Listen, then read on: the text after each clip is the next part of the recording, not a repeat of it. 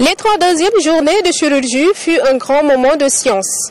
Débats épiques de haute facture dans la tradition de la prestigieuse école de Dakar.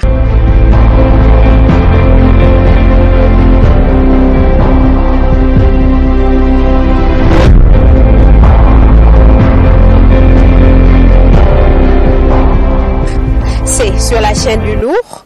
Bienvenue sur la tribune scientifique d'A1+. Bienvenue à ce nouveau numéro de votre programme. Mesdames, Messieurs, chers collègues, nous avons maintenant la session que j'appelle session de l'innovation, intitulée « Quoi de neuf en chirurgie ?» Nous aurons à écouter 3 présentations qui vont tous nous parler de choses nouvelles. Je passe la parole au dernier groupe d'intervenants ou au dernier intervenant qui va nous parler d'un modèle de formation diplômante et validante en endoscopie gynécologique. Le travail va nous être présenté par le professeur Mbaye. Professeur Mbaye, vous avez la parole. Merci, Monsieur le Président. Je m'en vais dans les suites du professeur Absalou Diop parler du modèle qui est fait en gynécologie. Un modèle certifiant, un modèle validant. Je veux dire par diplômante, c'est sanctionner 2 diplômes, et validante en sortant les apprenants ont les capacités et les compétences de mener une endoscopie. Donc je veux exprimer le plaisir que j'ai de faire cette présentation sous l'œil avisé du professeur Babacar Fall, à qui nous devons les débuts de l'endoscopie, mais également de l'œil avisé du professeur Mamadou Tamit Cissé et des professeurs Alassane Diouf qui ont développé l'endoscopie gynécologique.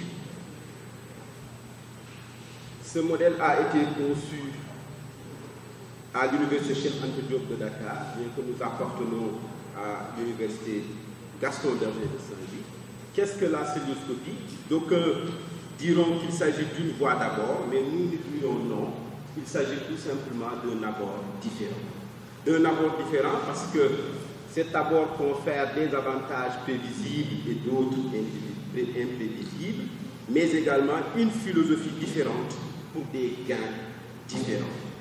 De ce point de vue, l'endoscopie diffère strictement de la voie vaginale, mais également diffère de la voie laparotomique de par ses gains, mais également de par cet abord qui diffère tout simplement, eu égard aux complications potentielles, eu égard également à l'instrumentation. Depuis ce premier pas avec des auteurs tels que Balini, l'endoscopie a connu un développement fulgurant, au point qu'aujourd'hui, c'est le traitement de référence pour bon nombre de pathologies en gynécologie. Ce qui fait que 80% des pathologies gynécologiques sont actuellement abordées par voie endoscopique. Le professeur Babacar Fall disait que c'est le bébé des gynécologues. Si nous ne le prenons pas, lui, nous le prenons. Mais nous nous sommes réveillés.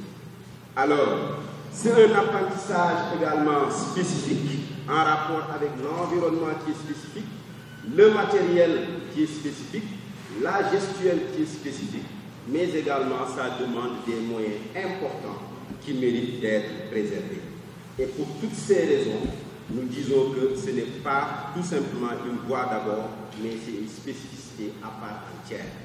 L'Université de Dakar connaît des atouts en termes de cadre institutionnel, mais en termes également d'enseignants formés de pratiques animales, entre autres, mais nous nous butons tout de suite à l'insuffisance des moyens du fait de l'environnement technologique de cette spécificité qui est lourd, ce qui demande la formation d'équipes de formateurs.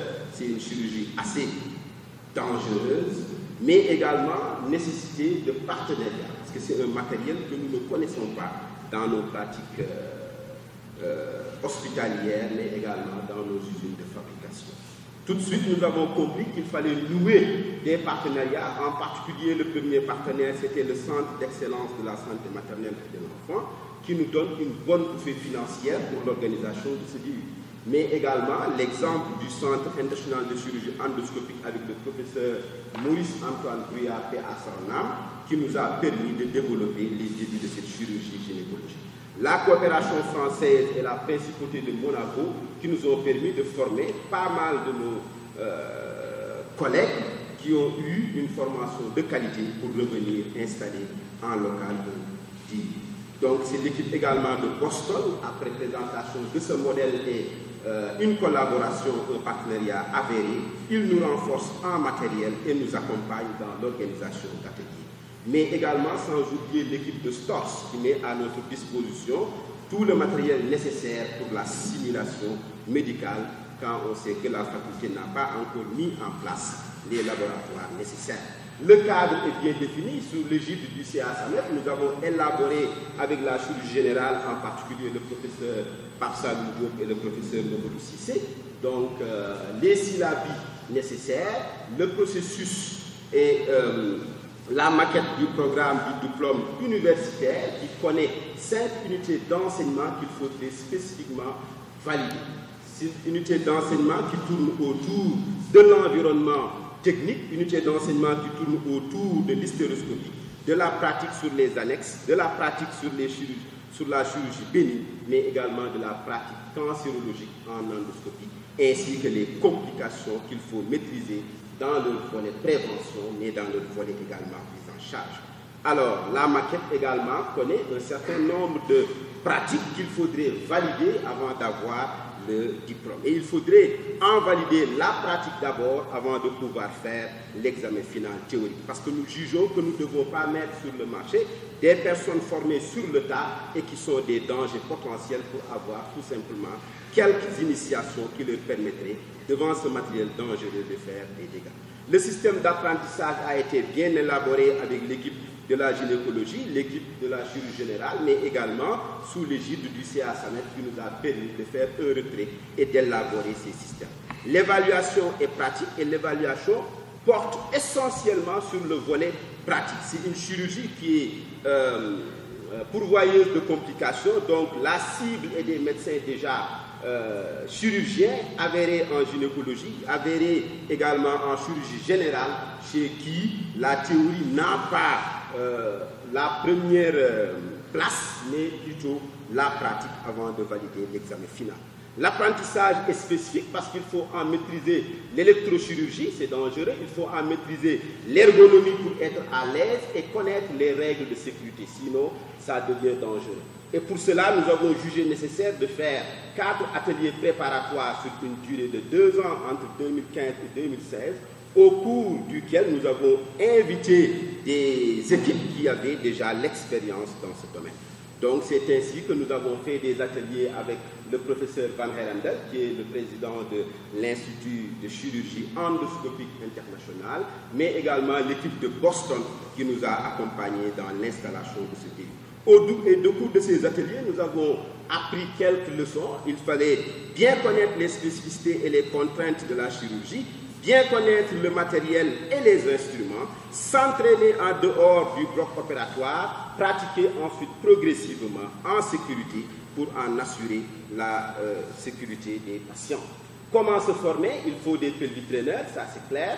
Il faut des simulateurs, il faut une pratique animale. Je rappelle que la néphrectomie chez le porc est une chirurgie spécifique à la chirurgie gynécologique parce que le pédicule du rein chez le porc est identique au pédicule utérin chez la femme, ce qui fait que c'est une chirurgie adaptée à la gynécologie.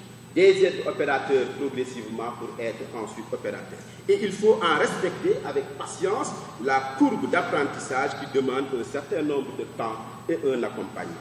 Ce processus d'apprentissage exige de bien connaître le matériel, ce qui fait que nous invitons les spécialistes de ce matériel chaque année au cours d'un atelier dit de simulation, au cours duquel les experts qui connaissent le matériel en décrivent, en expliquent et en témoignent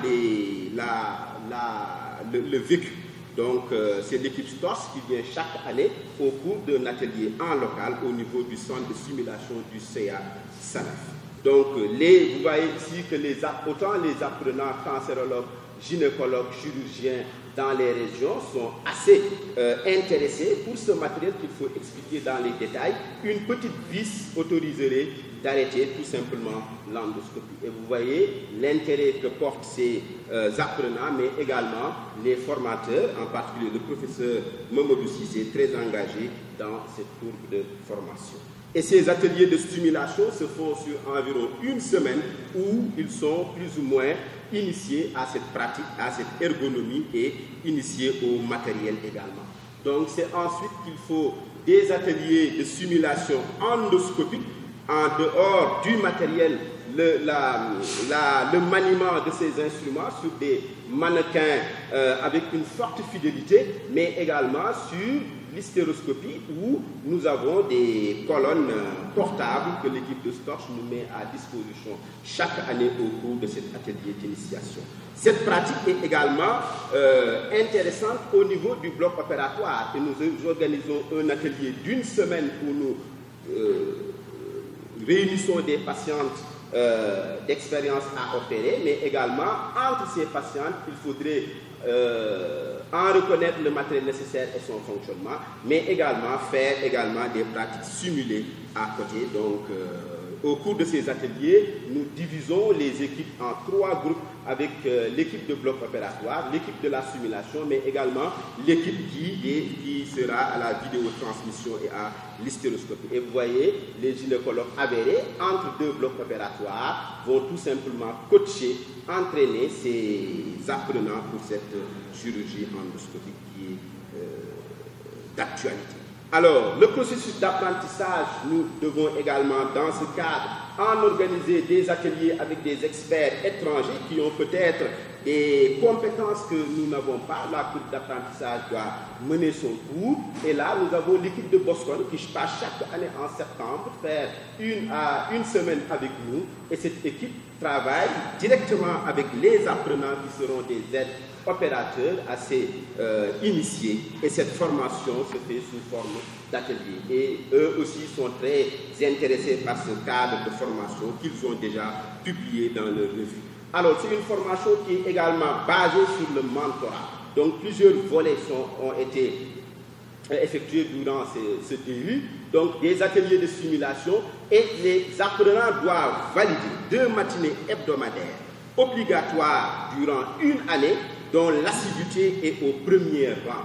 Et nous avons 3 centres, en particulier le centre de santé Philippe Maguilène Senghor, qui bénéficie d'une colonne Full HD, le centre de santé, l'hôpital national de Pikine, mais la clinique gynécologique, mais également l'hôpital militaire de Ouakam. Et nous répartissons ces apprenants en groupe, et ils seront obligés d'être sur 2 matinées opératoires au bloc opératoire avec des chirurgiens formés antérieurement au cours de ces ateliers pré-DU et au cours de formation à l'étranger. Nous disons que nous avons besoin de ce genre de formation certifiante, mais également validante, et arrêter d'aller à l'extérieur pour être dans le coin d'un bloc opératoire, faire de l'observation pendant 3 mois et revenir faire des complications avant d'en arriver au sommet de la courbe d'apprentissage. Donc, l'environnement technique est déjà assuré. L'Université de Dakar a plusieurs années maintenant d'expérience. La pratique chirurgicale en ville est très désorganisée, anarchique, avec des complications fatales. Les ressources humaines existent, en particulier les formateurs, mais également les apprenants qui en veulent. Mais également, la formation à l'étranger est très chère, et avec le risque de fuite de cerveau, nous le connaissons bien, avec les problèmes de mobilité sociale et professionnelle. Devant et pour tous ces avantages, nous pensons que le développement de l'endoscopie devrait se faire en Afrique avec une formation diplômante, et nous devons former nos concitoyens chez nous. Je vous remercie, monsieur le Président. Merci, professeur Bey. Ça montre que le département progresse. Quand on se souvient des premières journées et qu'on voit où nous en sommes aujourd'hui, nous ne pouvons que nous féliciter et nous réjouir et encourager la jeune génération à continuer dans la même voie de l'innovation. Merci à tous et à très bientôt pour votre prochain numéro de la Tribune Scientifique C sur la chaîne du Lourd.